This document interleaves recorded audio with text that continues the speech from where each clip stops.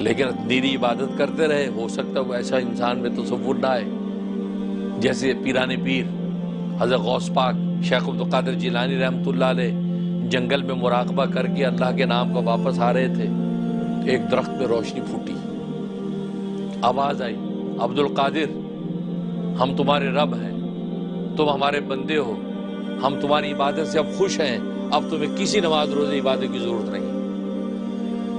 جیسے موسیٰ علیہ السلام کو آواز آئی تھی درخت میں سے، ایسے ہی شیطان نے ہی تماشا کھیلا، روشنی پھوٹی اور یہ آواز۔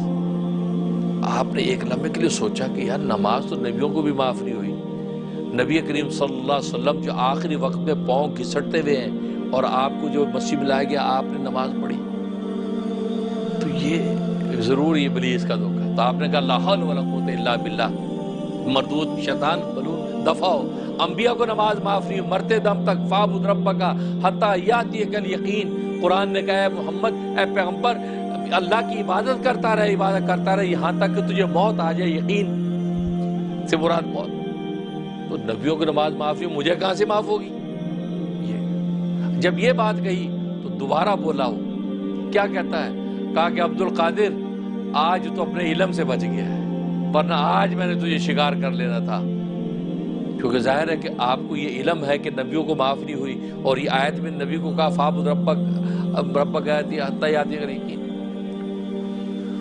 تو جب یہ بات کی تو اس شیطان نے ایک دوسرا حملہ کیا، اور بندہ کہی دیتا ہاں مجھے علم تھا، جیسے ہم کر ہی دیتے ہیں، اب مجھے علم تھا میں نے تجھے بتا دیا، بچ گیا، کرتے نا بڑی بڑھ کے مارتے ہیں، بھائی تو کیا، تیرا علم کیا، تو پدی کا شوربا۔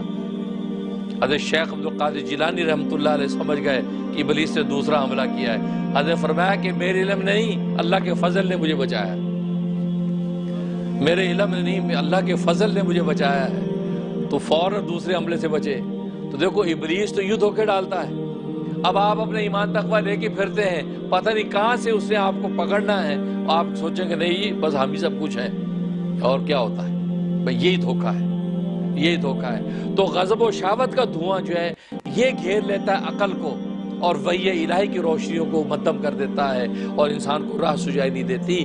تزکیہ کی حقیقت یہ ہے وَيُزَكِّيهِمْ، حالانکہ نبی کریم صلی اللہ علیہ وسلم کی جو تعلیمات ہیں وَيُعَلِّمُهُمُ الْكِتَابَ وَالْحِكْمَةَ بھی ہے، آپ قرآن کی تعلیم دے رہے ہیں، اس کے حقائق و رموز کھول رہے ہیں، وَالسُنَّہ اپنی زندگی یعنی حکمت کی تعلیم، اپنی سنت وے آف لائف بھی بتا رہے ہیں، سب کچھ آ گیا۔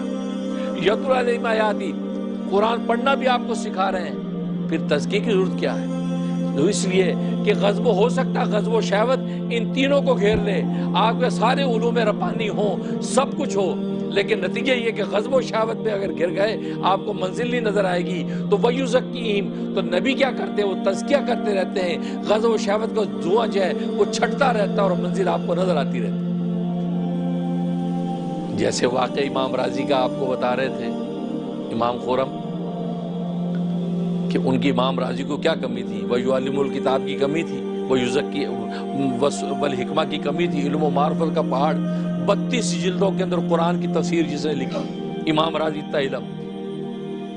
اب ابلیس تو بہت بڑا مولوی ہے، بہت بڑا علامہ ہے، اب وہ نقد وارد کر کر کے آپ کے دلائل توڑ رہا ہے اللہ کی وجود باری پر،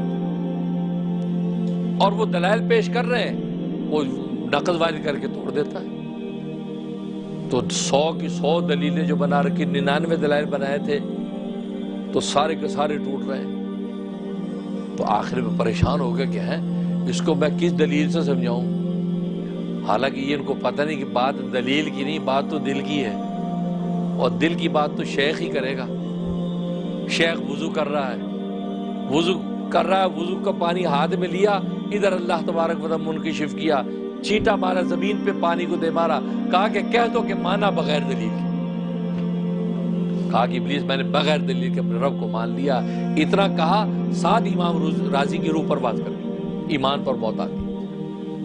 تو دیکھو سب علوم معارف موجود ہیں، لیکن کیا ہوا؟ ابلیس نے جب اس کی ایک خاص چیز میں الجھا دیا، کیا ہوا؟ وہ ایک دھواں چھا گیا، تو دلیل کی روشنی میں منزل نظر نہیں آ رہی، یا دل کی ضرورت تھی۔ وَيُزَكِّيهِمْ، پیر و مرشد نے توجہ ڈالی، سب چھٹ گیا، منزل نظر آ گئی، کہا کہ ایمان پر مر رہا ہے۔